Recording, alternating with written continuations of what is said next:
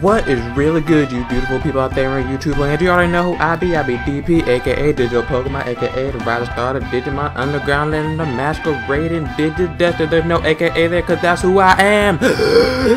Alright, and today I really do have a new one for you guys, but before we dive into that, I'd like to give a big old shout out to my #1 subscriber, Flo Chavez. Oh yes, they're the one who gave me the idea for this video, and without them I probably would have never even thought about doing this. So good for you out there, good for you, good for you, and you get an E high five. Let's give it up, or give it up. That's right, and let's go, enough with the babble, let's go. As long as the Pokemon versus Digimon debate is still alive and active on my channel, I thought I'd continue with Legacy with another installment, this time in a video comparing Ash Ketchum, Pokemon's favorite protagonist, and Kamiya, the original leader of the Digidestin. Keep in mind though that while I'll be using facts from canon pieces of work, and how I feel about these characters are strictly my opinion. But enough about that. 1, 2, 3, let's do this! This video will analyze these two protagonists in terms of two categories: character development and overall accomplishments. Both are not perfect, but both have accomplished great feats with the help of their respective partners. And first up, we're talking about Ash. That Ash. If you've seen my Pokemon vs. Digimon video, you already know how I feel about Ash. However, I will dive into him a little bit more. Dive into that Ash. You already know what it is. Ash Ketchum is a 10-year-old boy from Palatown who aspires to be a Pokemon master. Yet his journey from the Kanto region into the Kalos region has shown little progress to this goal. And as far as character development is concerned, he's barely changed at all. But that's not necessarily a bad thing. A defining trait that Ash possesses is his extreme selflessness.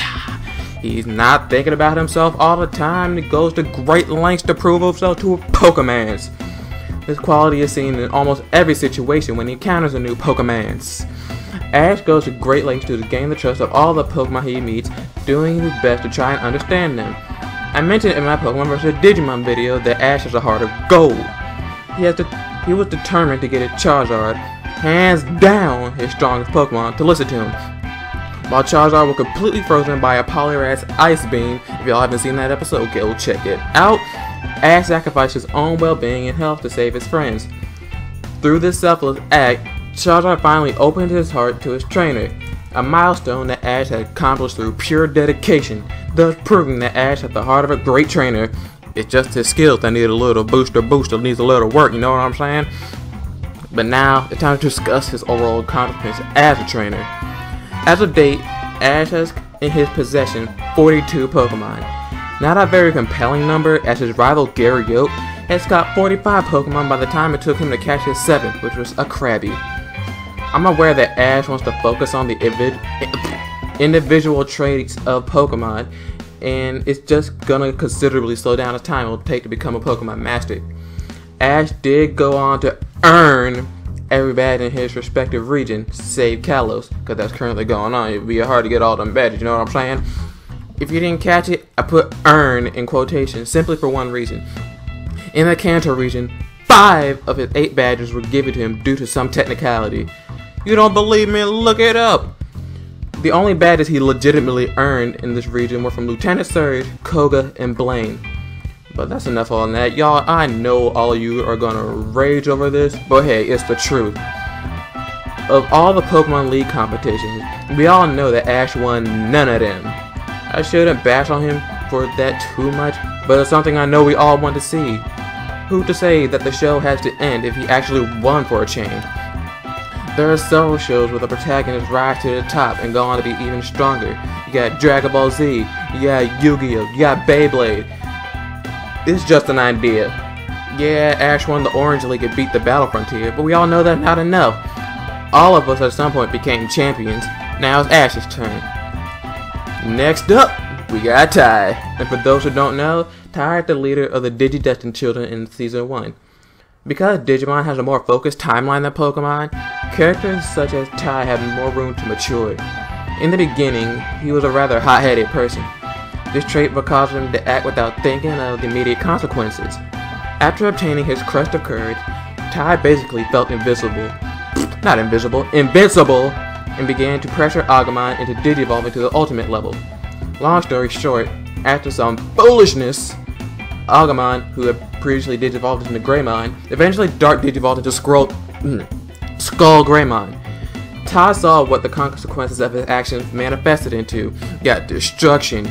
Oh man, you got all kinds of chaos, and it wasn't until that rampage was over until he de-digivolved into Koromon. He learned from that mistake and continued to improve, not only as a person, but as a leader.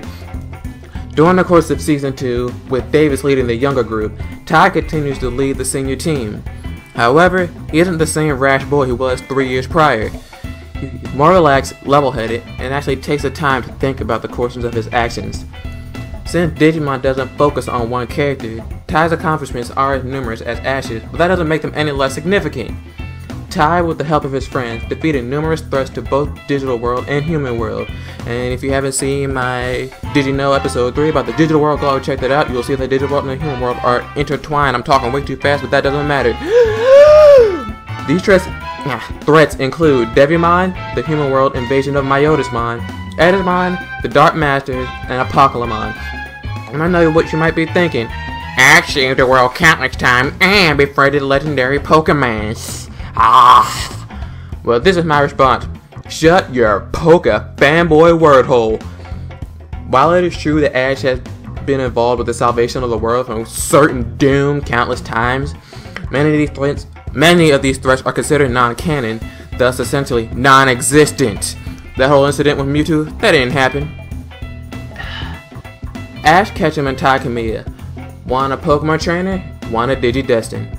These two definitely were destined for greatness. While one is still on that journey for greatness and the other has moved on, they have left their marks.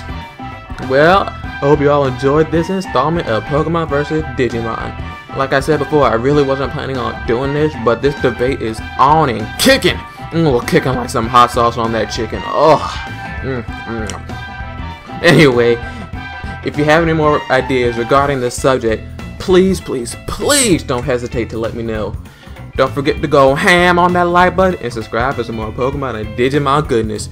You already know I be DP, aka Digital Pokemon, aka the Rider Starter Digimon Underground, and aka the Masquerade and Digidestined. I be out. Yeah.